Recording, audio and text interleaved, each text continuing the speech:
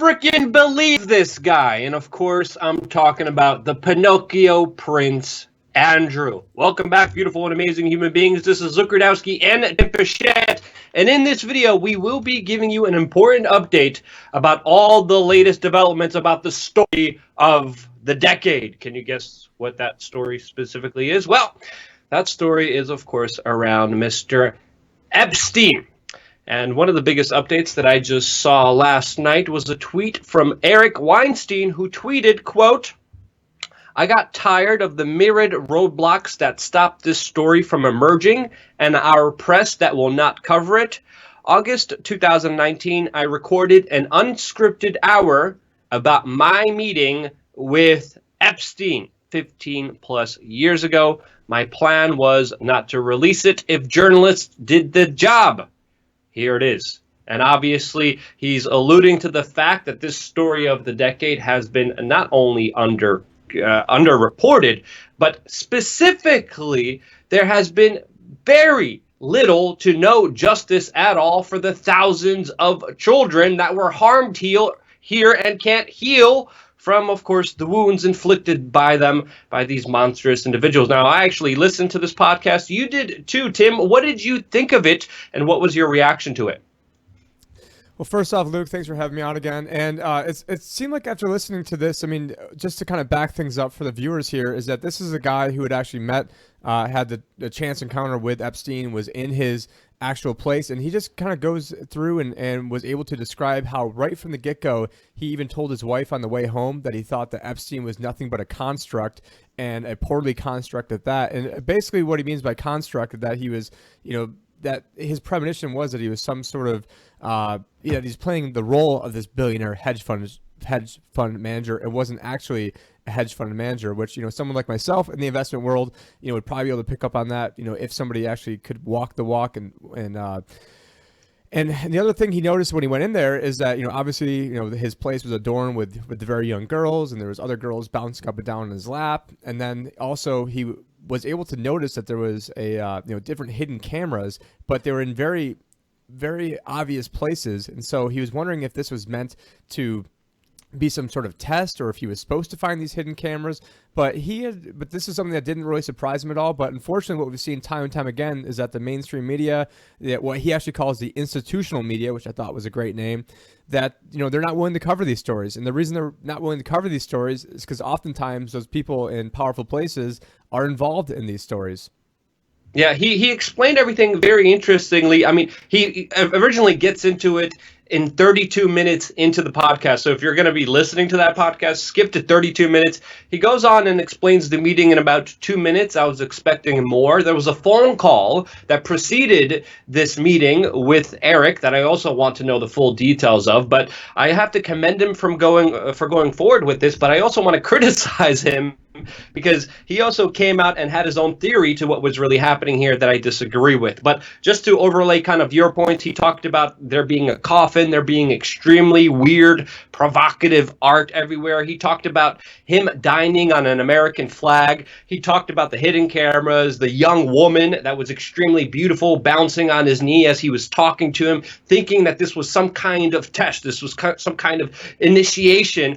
And again, this completely makes sense when you look at all the other surrounding details that the mainstream media is missing from here, connecting the dots between this being an intelligence operation run espionage organization that was using extortion for power and geopolitical objectives. This is something that Eric agrees on, but Eric goes on and talks about how this is just, a minor thing. These are just some rogue elements of the intelligence agencies, that these are just a few people who are doing this, and that this is extremely rare. And then I have to completely disagree with him with that construct, because, again, when you look at people like Edward Heath, Jimmy Savile, Peter Nygard, Dennis Hassert, Joris Deming, it is not an anomaly to have powerful people who abuse children in the worst way possible to be in major positions of power and to be able to get away with these crimes without any justice taking place here. So it's not an anomaly. It's something that happens a lot and probably happens a lot more than we even know about. So in that particular instance, I definitely disagree with Eric on his conclusion of everything. But very interesting podcast. Again, skip to 32 minutes in if you want to listen specifically about that meeting that he had with Jeffrey Epstein in New York City, when Jeffrey Epstein at the time had the biggest biggest living accommodais in all of Manhattan. Now, we have another story that he got for $1 from who is the guy? Lex Wessner from L Brands. Yep, and he also got his airplane, the 727, that's connected to intelligence agencies from that same individual. It's crazy. Tim, do you want to introduce the next story, which is also eye-opening and just makes you go, what the hell? Yeah, so this next story is coming from The Guardian, and it's Prince Andrew won't voluntarily cooperate in Epstein inquiry, prosecutor says. And basically what the article then goes on to say down here is that contrary to Prince Andrew's very public offer to cooperate with our investigation into Epstein's co-conspirators, an offer that was conveyed via press release, Prince Andrew has now completely shut the door on voluntary cooperation, Berman said at a press conference. And our office is considering all options, said Berman. And it is not clear whether Berman would be able to force Andrew's cooperation. Now, the other thing that is pretty remarkable from here is the legal team that Prince Andrew, well, I guess it's not really too remarkable that he's hiring the best of the best, but he has hired Claire Montgomery, a British lawyer who has been involved in extradition battles involving Chilean dictator Augusto Pinochet, WikiLeaks founder Julian Assange, and the Indian diamond dealer Nirav Modi. Yeah, this is really interesting because the New York Attorney General is now considering, quote, other options. What other options? I mean, I can't really find out about. I don't think he's being very public about it. I mean, there's literally a school bus, an American school bus being driven around Buckingham Palace right now, saying that this man needs to cooperate with law enforcement as he promised he would. Now, if you remember, when Prince Andrew did his interview with the BBC, afterwards he promised that he, of course, will be coming to the authorities. There's so many victims here. It's only the right thing to do to come forward and to help cooperate in getting justice for these thousands of children. Now, just slamming the door shut, and this story should really have a lot more attention on it. I know everyone's talking about geopolitical news, everyone's talking about the coronavirus, but this is, again, a major underlining story that really shows you and highlights how things really work in our society. If you're really powerful, you're able to do whatever you want to anyone at any moment in time, as long as you could bribe and pay off, or even have connections or have power over other institutions, including the medical professionals, law enforcement, court professionals, judges. It doesn't matter. Prosecutors, it doesn't matter, because these people have been far too lucky with getting away with the most atrocious acts, and there's too many witnesses, there's too many victims here to make this an anomaly. And again, you look at Prince Andrew, I mean, he's also, again, under fire for being connected with Peter Nygard, another huge money guy with his own private island, also his own 727, who, again, is being accused of the worst acts against small children.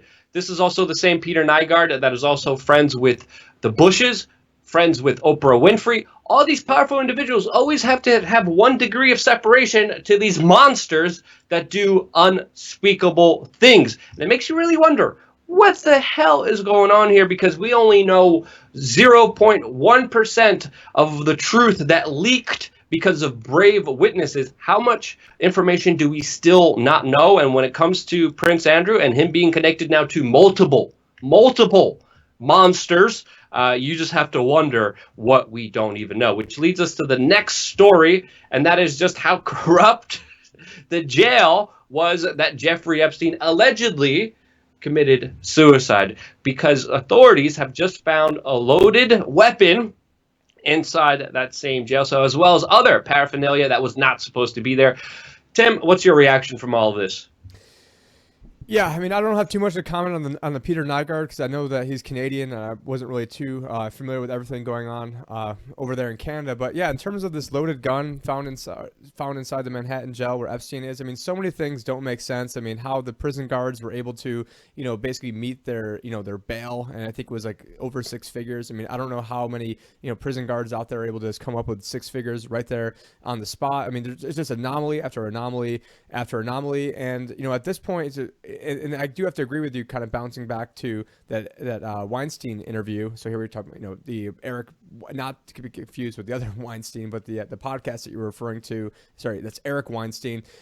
Or maybe he was painting that picture that, the rosier scenario is maybe he didn't want to get suicided at the end because, we take a look at all the things that are going on with the death of Epstein. And obviously, everyone in the alternative media, we would have been more surprised if that didn't happen. And so now that they find this loaded gun inside the Manhattan jail where Epstein is, I mean, it really just, to me, seems like it's more, par for the course for everything that we see going on. With Epstein, because surely what, I forgot the exact numbers, but what, they hadn't had a death in that particular prison in like 20 years, and now all of a sudden the most high profile guy in America, maybe besides what's that guy who's smuggling drugs down in Mexico, besides El Chapo, maybe this was probably the most high profile prisoner there was, and they can't even keep an eye on him. So yeah, I mean, this story is, digs really deep. But of course, every time the media wants to talk about it, they just want to talk about the connections between Trump and Epstein. But, it did seem like there was a very big falling out between Trump and Epstein. And not sure if that's the direction where you want to take this. But, it's just par for the course of how, ridiculous everything gets when it comes to anyone that's actually doing any critical analysis of, what's going on inside the Epstein case. Yeah, and then the head of that prison was promoted after failing to do his job. Now, one other thing going back to Eric Weinstein, because, again, this should spur a lot of discussion. This should spur a lot of kind of media attention. It's not. This is why we're covering it here as an independent media organization. But, he talked about how this is dangerous for him to even come out with this information, how he knows a friend of his who also is a scientist connected to Epstein that was absolutely horrified and had to run out of Epstein's estate, and saying that his fellow friend, this fellow scientist, was absolutely disturbed at what Epstein was doing. Then you have to ask yourself, why didn't he go to the authorities? Why didn't he report this? Why didn't he whistleblow? Why didn't he speak out? Well, that's because every institution is absolutely corrupted by these monsters in our society. And I disagree with Eric on his long-term conclusion, but I'm happy he started the conversation. There needs to be more of a conversation about this. And if you agree, share this video with your friends and family members. We have a brand new start on this brand new channel. The only way for this to really grow is to have you amazing human beings get the message out there to the larger public, because you guys do. We love you. Stay tuned for more here on, I guess we still don't have a name, but I guess one of our bootleg names is Change the News. So yeah, stay tuned for more.